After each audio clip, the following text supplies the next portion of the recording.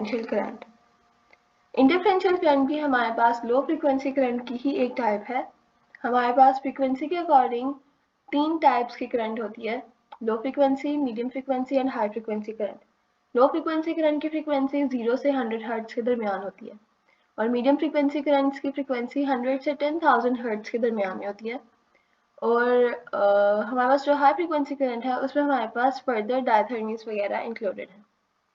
अगर हम इंटरफेरेंशियल थेरेपी के बारे में बात करें तो इंटरफेरेंशियल करंट हमारे पास हमारे पास 2 मीडियम फ्रीक्वेंसी करंट्स हैं उनको ओवरलैप करवाने की वजह से बनती है।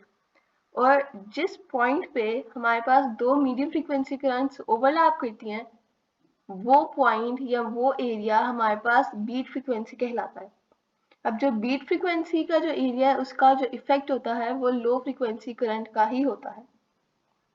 यानी इंटरफेरेंशियल करंट के अंदर हम 2 मीडियम फ्रीक्वेंसीज को ओवरलैप करवा के लो फ्रीक्वेंसी करंट जनरेट कर रहे हैं, क्योंकि हमारे पास जो मीडियम फ्रीक्वेंसी करंट है उसका इफेक्ट भी यूज कर सके और जो हमारे पास लो फ्रीक्वेंसी करंट है उसका इफेक्ट भी यूज कर सके। अब जितनी ज्यादा फ्रीक्वेंसी होती है उतनी कम रेजिस्टेंस होती है, इसलिए हम मीडियम फ्रीक्वेंसी करंट को यूज करते हैं और फिजियोलॉजिकल इफेक्ट्स हम लो फ्रीक्वेंसी करंट्स के लेते हैं।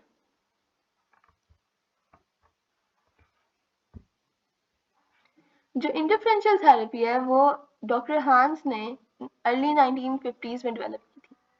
ये 2 मीडियम फ्रीक्वेंसी करंट्स को ओवरलैप करवाती है कि इस तरह से कि उनके पाथ्स जो है वो क्रॉस करें और सेंटर में हमारे पास बीट फ्रीक्वेंसी आती है या इंटरफेरेंस आती है और वो करेक्टरिस्टिक होती है लो स्टिमुलेशन फ्रीक्वेंसी की।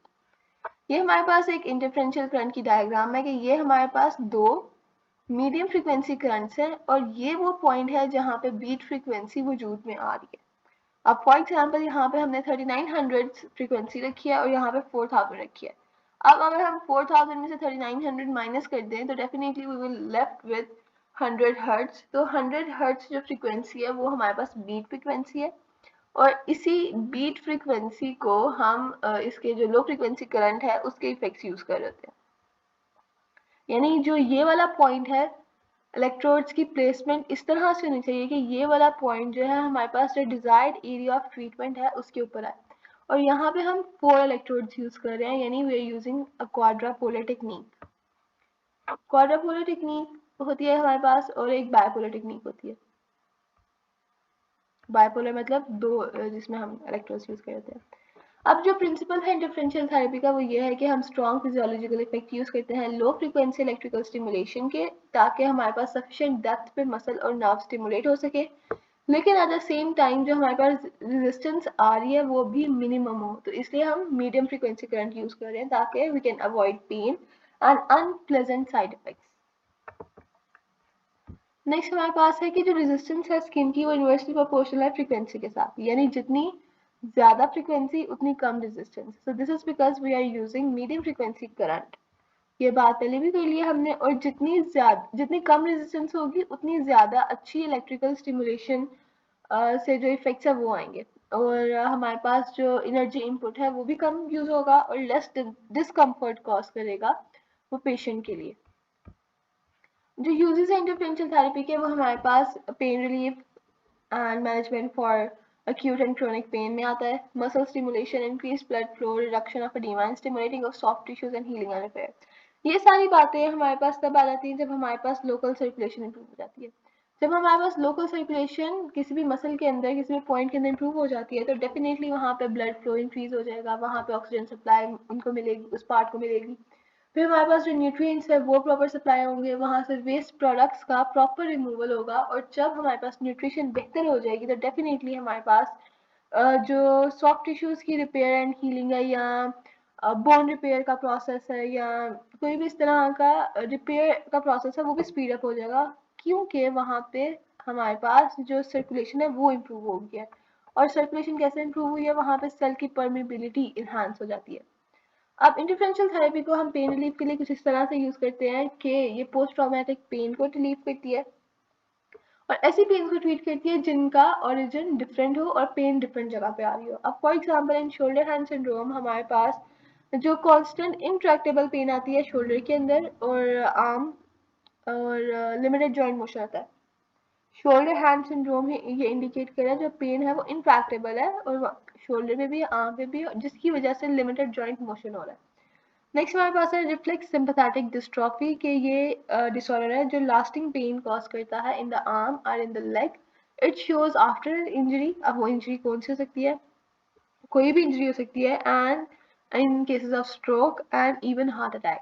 नेक्स्ट हमारे पास है रेनॉल्ड्स डिजीज के, जिसके अंदर हमारे पास जो स्किन की जो आर्टरीज है वो नैरो हो जाती हैं, जिसकी वजह से स्पेसिफिक पार्ट्स में जो सर्कुलेशन है वो रिस्ट्रिक्टेड हो जाती है या लिमिटेड हो जाती है। अब इसका मैकेनिज्म ये है कि अगर हम स्टिमुलेशन करवा रहे हैं और हम फ्रिक्वेंसी यूज कर रहे हैं अबाउट 100 हर्ट्ज, तो ये सेंसरी लेवल की स्टिमुलेशन आएगी जो कि स्टिमुलेट करवा देगी पेन गेट मैकेनिज्म्स को। पेन गेट मैकेनिज्म्स हमेशा हमारे पास पेन को स्टॉप करने की सेंस में यूज किए जाते हैं कि पेन गेट यानी पेन ट्रैवल ना कर पाए और हमारे पास जो पेन के सिम्टम्स है वो इन शॉर्ट रिड्यूस हो जाते हैं। अब अगर हम स्टिमुलेशन करा रहे हैं अप टू 10 हर्ट्ज, तो हमारे पास मोटर लेवल इंटेंसिटीज आ रही हैं जो कि ऑपियोइड मैकेनिज्म्स को, जो पेन रिलीफ के मैकेनिज्म्स है उनको एक्टिवेट करा देती है और अगेन हमारे पास रिलीव आ जाता है। अब मसल कॉन्ट्रैक्शन स्टिमुलेशन में अगर हम जो स्टिमुलेशन करा रहे हैं मोटर नर्व्स की ताकि मसल के अंदर कॉन्ट्रैक्शन आए, तो ये एक वाइड रेंज ऑफ फ्रिक्वेंसी से हासिल की जा सकती है अबाउट 10 to 15 हर्ट्ज के दरमियान में। जो हमने पीछे बात कर ली कि अगर हम यूज कर रहे हैं फ्रिक्वेंसी अबाउट 10 हर्ट्ज तो हमारे पास मोटर लेवल पे स्टिमुलेशन आ रही है, लेकिन अबाउट 100 हर्ट्ज यूज कर रहे हैं तो हमारे पास सेंसरी लेवल पे स्टिमुलेशन आ रही है। और अगर हम जो फ्रिक्वेंसी है वो 1 से 10 तक यूज कर रहे हैं तो ये रिजल्ट करेगा सीरीज ऑफ ट्विचेस के अंदर, जो कि अबाउट जब हम 50 हर्ट्ज तक चले जाएंगे तो वो टेक्निक मसल कॉन्ट्रैक्शन के अंदर चेंज हो जाएगा। टेक्निक मसल कॉन्ट्रैक्शन यानी रिदमिक मसल कॉन्ट्रैक्शन की, जिसके अंदर कॉन्ट्रैक्शन और रिलैक्सेशन ऑफ अ मसल दोनों हो रही है। और जो चॉइस ऑफ ट्रीटमेंट है वो डिपेंड करेगा ट्रीटमेंट पैरामीटर्स के अंदर या डिसऑर्डर किस टाइप का इसके ऊपर। और जो इंटरवेंशनल थेरेपी है उसको हम न्यूरोमस्कुलर स्टिमुलेशन के लिए भी यूज कर सकते हैं। ये रिलैक्सेशन कराता है मसल स्पैस्म की, prevention and retardation of disuse atrophy, यानी हमारे पास वो एट्रोफी जो डिसयूज ऑफ अ लिम्ब की वजह से आ रही है। मसल री एजुकेशन करवाता है यानी मसल री एजुकेशन, मसल को उसका काम दोबारा से सिखाना। और maintenance of range of motion in case of limited range of motion. Increase blood flow किस तरह से हो रहा है कि हमारे पास वेजोडाइलेशन हो रही है। जब वेजोडाइलेशन हो रही है तो जो पैरासिम्पैथेटिक नर्व फाइबर्स हैं वो करवा रहे हैं ब्लड फ्लो को इंक्रीज, और जिसकी वजह से हमारे पास जो सर्कुलेटरी डिसऑर्डर्स हैं उनको हम ट्रीट कर सकते हैं, बड़ी एफिशिएंटली ट्रीट कर सकते हैं। अब जब हमारे पास सर्कुलेशन बेहतर हो जाएगी तो हमारे पास डेफिनेटली एडीमा भी रिड्यूस हो जाएगा। और क्रॉनिक पोस्ट ट्रॉमेटिक एडीमा को हम इंटरफेरेंशियल करंट की मदद से रिड्यूस कर सकते हैं। और जो बीट फ्रीक्वेंसी है वो हमारे पास आनी चाहिए 15 या 10 से 25 हर्ट्ज, और ये नॉर्मली यूज की जाती है। यानी अगर ये अब हमारे पास बीट फ्रीक्वेंसी 10 हर्ट्ज कैसे आएगी, अगर हमारे पास एक करंट हम 4000 हर्ट्ज की और दूसरी हमारे पास 3990 हर्ट्ज की अगर एक करंट है, तो हमारे पास जो बीट फ्रीक्वेंसी आएगी वो 10 हर्ट्ज आएगी, क्योंकि हम करंट ए में से करंट बी को माइनस कर देंगे और रिजल्टेंट हमारे पास बीट फ्रीक्वेंसी होगी। अब जब सर्कुलेशन इंप्रूव हो जाएगी तो डेफिनेटली न्यूट्रिएंट सप्लाई होंगे स्पेसिफिक जगह पे। ऑसिफिकेशन यानी बोन की जो हीलिंग और रिपेयर का प्रोसेस है वो इंक्रीज हो जाएगा in case of a fracture, या हेल एंड फ्रैक्चर्स भी होते हैं कुछ, या माइक्रोवस्कुलर जो ट्रॉमास होते हैं वो भी। नेक्स्ट हमारे पास आती है wound healing by improving cellular function and increasing cell proliferation. Cell proliferation मतलब the increase in the number of sales.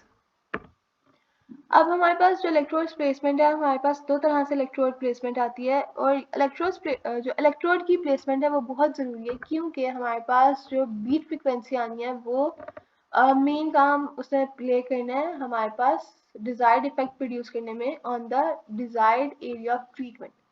हमारे पास क्वाड्रापोलर टेक्निक आती है जिसके अंदर हमारे पास 4 इलेक्ट्रोड्स आते हैं। वो इस तरह से आते हैं कि वो एक दूसरे के परपेंडिकुलर होते हैं और उनको बिल्कुल जो करंट है उसको मिड पॉइंट पे फिक्स किया जाता है, और जो टिश्यूज हैं वो मैक्सिमम ट्रीटमेंट एरिया या ट्रीटमेंट इफेक्ट जो है वो रिसीव करते हैं। बायपोलर टेक्निक हमारे पास जिसमें हम दो इलेक्ट्रोड्स यूज कर रहे हैं और ये लॉन्गिट्यूडनल जोन के लिए रिक्वायर होता है। और इसके अलावा अगर हमने अगर हमने किसी आइसोलेटेड एरिया को ट्रीट करना है, यानी in terms of longitudinal area को, और वहाँ पे हम क्वाड्रापोलर टेक्निक अप्लाई नहीं कर सकते, तो वहाँ पे हम बायपोलर टेक्निक यूज़ करेंगे। लेकिन ये इस तरह इतना ज़्यादा पेनिट्रेट नहीं करती as compare to the quadripolar technique. When muscle contraction are the goal of treatment, bipolar electrode placements are used. ये हमारे पास bipolar टेक्निक है. अब हमारे पास दो तरह के इलेक्ट्रोड्स होते हैं, metal plates and carbon rubber electrodes. जो मेटल प्लेट्स हैं वो हमेशा वाटर सोप स्पॉन्जेस के साथ यूज़ की जाती हैं. जो कार्बन रबर इलेक्ट्रोड्स हैं वो हमेशा हमारे पास कंडक्टिंग जेल के साथ यूज़ किए जाते हैं. जो इंटेंसिटी है वो डिपेंड करेगी कि डिजायर्ड फिजियोलॉजिकल इफेक्ट हमें क्या चाहिए और कौन से टिश्यू को हम स्टिमुलेट करा रहे हैं और हमारे पास डिसऑर्डर कौन सा है. लेकिन हमारे पास दो तरह से स्टिमुलेशन आती है at the level of sensory, मतलब at the sensory level and at the motor level. Sensory level हमारे पास स्टिमुलेशन आई थी उसकी 0 to 100 hertz up to 100 hertz तक, और मोटर लेवल पे आई थी अप टू 10 हर्ट्ज तक. जो फ्रीक्वेंसी है हमारे पास वो लो फ्रीक्वेंसी अल्टरनेटिंग करंट के अकॉर्डिंग हम अगेन डिपेंड करेगा कि टिश्यूज कौन से हैं, डिसऑर्डर कौन सा ट्रीट कर रहे हैं, और पेशेंट की हेल्थ एंड कंडीशंस पे भी डिपेंड करेगा. लेकिन हमारे पास ये कुछ डिटेल फ्रीक्वेंसीज हैं जो कि आती हैं. अगर सिंपैथेटिक नर्व की स्टिमुलेशन है तो about 1 to 5 hertz, parasympathetic 10 to 150, motor stimulation करानी है तो 10 to 50 हर्ट्ज, सेंसरी स्टिमुलेशन करानी है तो 90 to 100 hertz, nociceptive fibers 90 to 150 and smooth muscle तो 0 to 10 हर्ट्ज में ये फ्रीक्वेंसी यूज करेंगे फॉर द स्टिमुलेशन. अब ट्रीटमेंट ड्यूरेशन डिपेंड करेगा कंडीशन अक्यूट है या क्रॉनिक है. अगर कंडीशन अक्यूट है तो 5 to 10 मिनट्स लगेंगे, अगर क्रॉनिक कंडीशन है तो 20 to 30 मिनट्स लगेंगे. नेक्स्ट हमारे पास है सेटअप एंड एप्लीकेशन. हमारे पास यूजुअली वही स्टेप्स आ जाते हैं कि हमेशा आप इलेक्ट्रोड से पहले अप्लाई करें डिजायर्ड एरिया, फिर आप पीछे से स्विच ऑन करें, फिर आप ड्यूरेशन सेट करें, टाइमर सेट करें, और ट्रीटमेंट स्टार्ट हो जाएगा स्टार्ट बटन दबाने से. और हमेशा इंटेंसिटी स्लोली जो है वो इम्प्रूव करें, और पेशेंट से पूछते रहें कि क्या इतनी इंटेंसिटी आपके लिए कंफर्टेबल है, या अनटिल एंड अनलेस अब पेशेंट को कोई सेंसेशन फील ना हो या कोई टिकलिंग सेंसेशन महसूस ना हो, आपने इंटेंसिटी फ्रीक्वेंसी वगैरह तब तक इंक्रीज करनी होती है. लेकिन इसमें ये हर पेशेंट पे वेरी करेगा, इसलिए पेशेंट से हमेशा क्वेश्चनिंग करते रहना चाहिए और पेशेंट को बताना चाहिए कि अगर आपको अनबियरेबल कुछ लगे तो आपने फौरन बताना है. और हम प्रिकॉशंस इसमें ये हैं कि वो पेशेंट्स जो एपिलेप्सी के मरीज हैं या जिनको कार्डियोवास्कुलर कंडीशंस या कार्डियक एरिथमियाज या मेटल इम्प्लांट्स वगैरह कुछ है, तो उन पेशेंट्स में हम इंटरफेरेंशियल थेरेपी यूज नहीं करते. So that was all about interferential current. I hope all of you understand.